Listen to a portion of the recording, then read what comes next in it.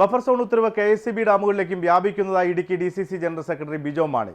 അൻവർ സാദത്ത് MLAക്ക് വൈദ്യുതി മന്ത്രി നിയമസഭയിൽ നൽകിയ മറുപടിയിലാണ് ഇക്കാര്യം സൂചിപ്പിച്ചിട്ടുള്ളത്. ജലവിഭവ വകുപ്പാണ് ഇത്തരം നിയന്ത്രണങ്ങൾക്ക് തുടക്കം കുറിച്ചതെന്നും അദ്ദേഹം പറഞ്ഞു.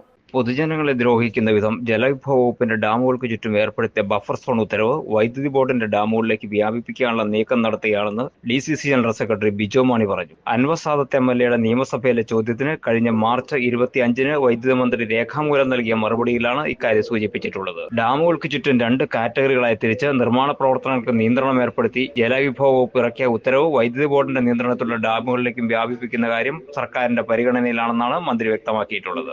ഏറ്റവും അധികം ഡാമുകളുള്ള ഇടുക്കി ജില്ലയിലെ സാധാരണക്കാരായ കർഷകരെയാണ് ഇത് ഏറ്റവും ഗുരുതരമായി ബാധിക്കുന്നതെന്നും അദ്ദേഹം പറഞ്ഞു. മന്ത്രി റോഷി അഗസ്റ്റിൻ മാത്രമാണ് ജലദ്രോഹ നടപടികൾക്ക് പൂർണ്ണ ഉത്തരവാദി. 2023-ൽ ജലവിഭവ വകുപ്പ് നിയമിച്ച 8-അംഗ സമിതിയുടെ റിപ്പോർട്ട് അതേപടി നടപ്പിലാക്കിയതാണ് പ്രശ്നത്തിന് കാരണമെന്നും അദ്ദേഹം പറഞ്ഞു.